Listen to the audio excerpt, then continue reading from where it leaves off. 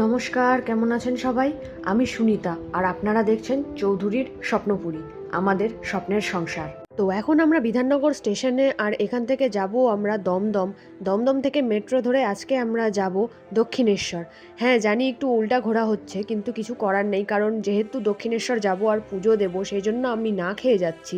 না খেয়ে যাচ্ছি জন্য আমি বাসে তো ট্রাভেল করবোই না, আর আমি একদমই বাসে ট্রাভেল করা পছন্দ করি না। সেই জন্যই এখান থেকে যাব এখন আমরা দমদম, আর দমদম থেকে ধরবো মেট্রো। কিন্তু একটাই সমস্যা, আমি জানি দমদম মেট্রো স্টেশনে অনেক বড় লাইন লাগে টিকিটের জন্য। তো গিয়ে এখন দেখা যাক কত বড় লাইনে দাঁড়াতে হয় টিকিটের জন্য। লাইন তো সত্যি অনেক বড়ই লেগেছে, কিন্তু এটা এবার নতুন দেখতে পাচ্ছি, কিন্তু তাও এটার সুবিধা আমরা নিতে পারলাম না, তার কারণ আমাদের কাছে খুচরো ছিল না। আর মেট্রোতে রেকর্ডিং করতে দেয় না বলে সোজা মেট্রো থেকে বেরিয়ে চলে এসেছি আমরা দক্ষিণেশ্বরে স্কাই ওয়াকে। দক্ষিণেশ্বর আমি অনেক বছর আগে এসেছিলাম, তখন এই স্কাই ওয়াকটা ছিল না। বুঝতে পারছি অনেক কিছুই চেঞ্জ হয়ে গেছে। আমি অনেক বছর আগে এসেছিলাম, আর তখনই ভেবেছিলাম যে বিয়ের পরে আমি একবার অন্তত দক্ষিণেশ্বর আসবই। কিন্তু কলকাতায় থাকা অবস্থাতেও বিয়ের 2 বছর পার হয়ে গেছে, আমরা দক্ষিণেশ্বর আসতেই পারছিলাম না। আর এবার মনে হচ্ছে অনেক কিছু নতুন নতুন আমিও দেখতে পাবো, কারণ আগের বার যখন আমরা এসেছিলাম তখন এগুলো কিছুই ছিল না। দু সাইডের রাস্তা আর মাঝখানে দোকানগুলো তৈরি হয়েছে, তো মাথায় ওটাই চিন্তা ছিল যে ওইদিকে কোনো দোকান আছে কি না কে জানে। তো সেই কারণেই প্রসাদটা আমরা এখান থেকেই নিয়ে নিচ্ছি। আর ভিড় দেখে আমার মনে হচ্ছে আমরা ভুল সময়ে এসে পড়েছি পুজো দেওয়ার জন্য। একে এই সময় ছুটি, তাও একটু ঠান্ডা ঠান্ডা ওয়েদার, আর এই সময় কলকাতার মানুষ একটু বেশি ঘুরতে বেরোয়, তো এইরকম সময়ে আসাটা মানে আমাদের ভুলই হয়ে গেছে। তো দেখা যাক কি হচ্ছে, পুজোটা দিতে পারলেই হয়। সব কিছুরই দোকান এখানে দেখছি, এখন আমার মনে হচ্ছে ওইদিকে কি কোনো দোকান আদতেও আছে। সবই তো দোকান এইদিকেই দেখতে পাচ্ছি, তো ওইদিকে কোনো দোকান হবে কি হবে না কে জানে। জিনিসগুলো এখানে এতই সুন্দর, দেখে খুবই ভালো লাগে। আগের থেকেও কত সুন্দর হয়ে গেছে এই জায়গাগুলো। তো এখানে এসে দুদিকে দুটো রাস্তা দেখে একদিকের রাস্তা ধরে আমরা নিচে নেমে যাচ্ছি, আর মনের মধ্যে আরও বেশি উত্তেজনা বেড়ে যাচ্ছে যে আগে গিয়ে আরও কত কিছু দেখতে পাবো, নতুন নতুন আরও কত কিছু হয়েছে। তো আর এত ভিড় দেখে এটাও চিন্তা হচ্ছে যে পুজোটা দিতে পারবো তো। এত বেশি ভিড় এই সময় এসে আমরা কি ঠিক করলাম? তো গিয়ে দেখা যাক কি হচ্ছে। তো এটাই দক্ষিণেশ্বরে ঢোকার সামনের গেটটা। এদিক থেকে গিয়ে এবার কি কি করতে হবে, কারণ মনে হয় ব্যাগ আর জুতো এইসব এক জায়গায় জমা দিতে হবে, জমা দেওয়ার পর তারপরে যেতে হবে পুজো দিতে। এই জায়গার ব্যাপারে আমি কি বলবো, আমার মনেই হচ্ছে না এখানে আমি এসেছিলাম আগে, কারণ এখানে অনেক কিছু আমি নতুন নতুন দেখতে পাচ্ছি। আর কিছু কিছু জিনিস এমন আছে যেগুলো আগের থেকেই আছে, যেরকম মন্দিরটা তো অবশ্যই, তাছাড়া কিছু স্ট্যাচু, কিছু জায়গা যেগুলো মনে হচ্ছে আগেরই আছে। তো এইগুলো কিছু কিছু ঘেরা দেওয়া যা হয়েছে এগুলো নতুন হয়েছে। আর এই সাইডে এই বিল্ডিংটা আমি ঠিক বুঝতে পারছি না এটা কি, তো এটা সামনে গেলেই বোঝা যাবে এটা আসলে কি। এগুলো সব নতুন নতুন দেখতে পাচ্ছি আমি এখানে। এখন আমার এটা তো মনেই পড়ছে না যে সামনে যেটা দেখা যাচ্ছে সেটা কি আগেও ছিল যখন এসেছিলাম। তো সেটাই এখন মনে করতে পারছি না যে এগুলো ছিল কি ছিল না, কারণ অনেক বছর আগে এসেছি, আমারও মনে নেই ঠিক মতো যে এগুলো ছিল কি না। ও আচ্ছা, তো এটা একটা ভোজনালয় হয়েছে, নিরামিষ ভোজনালয়। যাই হোক, ভালোই হলো। আর ভিড় দেখে যে ভয়টা আমাদের হচ্ছিল সেটাই হলো, আমরা পুজো দিতে পারলাম না, এতটাই বড় লাইন। কারণ আমরা এসেছি ছুটির দিনে, তার মধ্যে ঠান্ডা ঠান্ডা ওয়েদারের মধ্যে, যে সময় সবাই একটু ঘুরতে পছন্দ করে এখানে। তো সেই কারণেই আর যেতে যেতে এতই বড় লাইন দেখতে পাচ্ছি, লাইন শেষই হচ্ছে না। তো তখনই আমাদের মনে হলো যে আজকে তো পুজো দেওয়া অসম্ভব। যাই হোক, এসেছি যখন দূরের থেকে বাইরের থেকেই মাকে প্রণাম করে যাচ্ছি, এই বলে যে আবার একদিন অবশ্যই আসবো পুজো দিতে। আর এমন সময় আসবো যখন ভিড় থাকবে না। এখন আমরা দেখতে যাচ্ছি লাইনটা আসলে কতটা বড়, অতটা হয়তো যাবও না আমরা। শুধু এমন একটা জায়গা পেয়েছি যেখান থেকে মন্দিরটা কিছুটা হলেও একটু চোখে পড়ছে, তো সেই জায়গাটায় গিয়ে মন্দিরটা অন্তত একটু দেখে নিই। অনেকদিন পরে এসেছি, মন্দিরটা দেখে নিই। আর মাকে মনে মনে এটাই বলি যে পরে আবার আসবো একবার অবশ্যই পুজো দিতে। এমন সময় আসবো যখন ভিড় থাকবে না, তাহলে একটু আরামসে পুজোও দিতে পারবো। ভেতর দিয়ে এই একটা জায়গা পেয়েছি যেখান থেকে দূর থেকেও মন্দিরটা একটু ভালো মতো লক্ষ্য করা যাচ্ছে। এই যে এত বড় একটা লাইন, আর শুধু এখানেই না, এই দিক থেকে বেরিয়ে অনেকটা দূরে গিয়ে আবার বাইরের দিকেও অনেক বড় লাইন।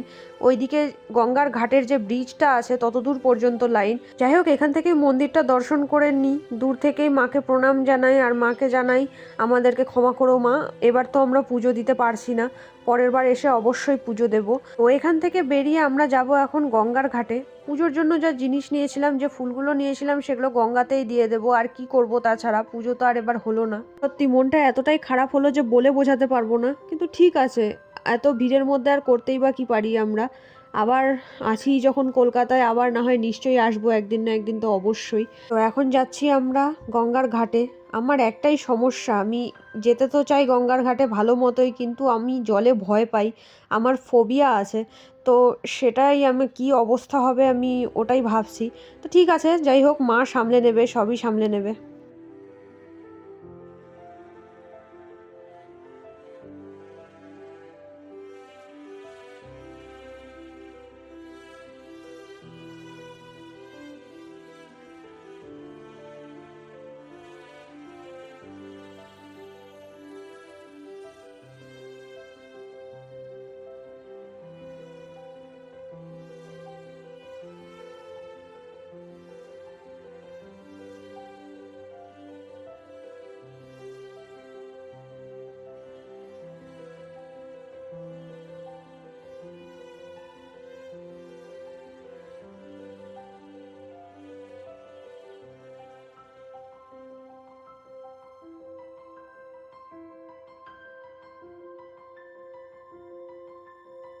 এখান থেকে অনেকে ড্রাম ভর্তি করে করে গঙ্গার জল নিয়ে যায়, আমিও 2টো বোতল নিয়ে এসেছি। এখন আপাতত ড্রাম ভর্তি করে করে নিয়ে যাব না। অনেকেই এখানে স্নান করছে, জলে নামছে, আর আমার ভয়ে অবস্থা খারাপ হচ্ছে, আমার মাথা ঘুরতে শুরু করে দিয়েছে। কিন্তু আমি জলে তো অবশ্যই নামবো, এখানে এসে জলে নেমে একটু মাথায় যদি জলই না দিলাম তাহলে আর কি করলাম।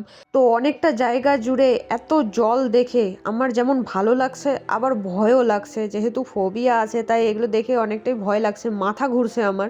তো যাই হোক, অনেক কষ্টে নিজেকে সামলে নিয়ে একটু নেমে মাথায় জল দিয়ে আবার উঠে চলে এসেছি। এখানেই যাচ্ছি সেখানেই এত ভিড়, কোথাও শান্তিতে বসার উপায় নেই। এখানে যেরকম ট্রাফিকের মতো সবাইকে আটকে রেখেছে, দু সাইডে আটকে রেখে মাঝখানের জনগুলোকে যেতে দিচ্ছে, তারপর ওদের যাওয়া বন্ধ হয়ে গেলে আমাদের যেতে দিবে। একদম পুরো ট্রাফিক রুলস চলছে এখানে, এত বেশি ভিড়। তো ভিড় থেকে বেরিয়ে এখন আমরা যাব যেদিকে লাইন লেগেছে পুজো দেওয়ার জন্য সেই দিকে। তার কারণ ওই দিকে লাইন দেখতে যাওয়ার সময় আমরা দেখেছিলাম ওখানে অনেক দোকান আছে আর ঠাকুরের অনেক জিনিসপত্র নেওয়ার আছে, তো ওই দিকে যাব। আর আমার মনে পড়ছে যখন আগের বার এসেছিলাম তখন এই সাইডের বারান্দায় আমাদেরকে প্রসাদ দিয়েছিল, খিচুড়ি প্রসাদ, আমরা খেতে বসেছিলাম ওই দিকে। এটা দেখে আমার মনে পড়লো। তো এবার যাই হোক, যাওয়া যাক ওই দিকে। আর এই স্ট্যাচুটা তখনও আমার ফেভারেট ছিল আর এখনও আমার ফেভারেট। যাই হোক, এটা আমি দেখতে পেলাম পুরনো, ভালো লাগলো। এখন যাওয়া যাক দোকানের দিকে। পুজো তো দেওয়া হলো না, তো যে যে জিনিসগুলো নেওয়ার ছিল সেগুলোই নিয়ে নিই।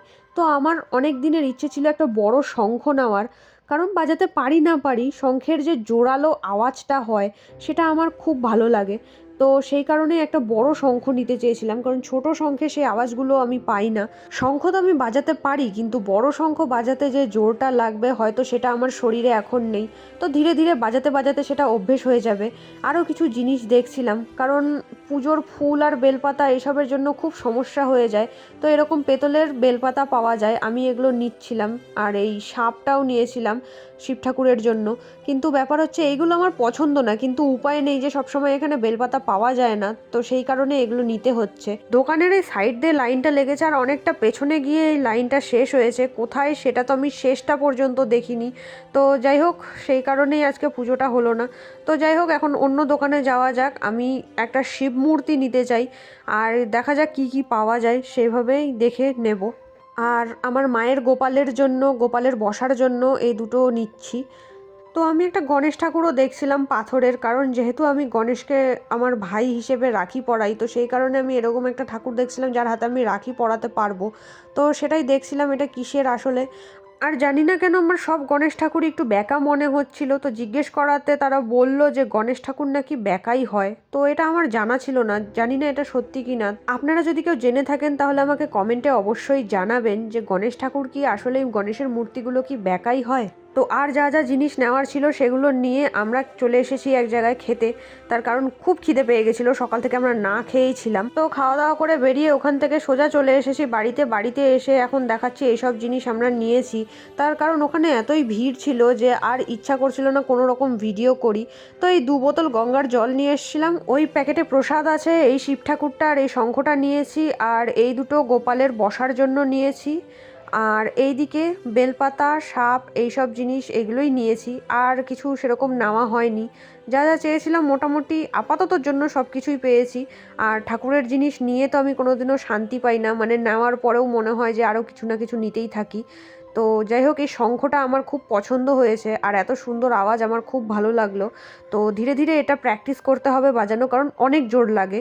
আজকের ব্লগটা এখানেই শেষ করছি। যদি ভালো লেগে থাকে তাহলে অবশ্যই লাইক করবেন, কমেন্ট করবেন আর শেয়ার করবেন সকলের সাথে। আর যারা যারা নতুন এসেছেন আমার চ্যানেলে তারা অবশ্যই সাবস্ক্রাইব করবেন। তো আজকের ব্লগটা এখানেই শেষ করছি। পরে দেখা হবে আবার নতুন একটি ব্লগের সাথে। ততক্ষণের জন্য টাটা।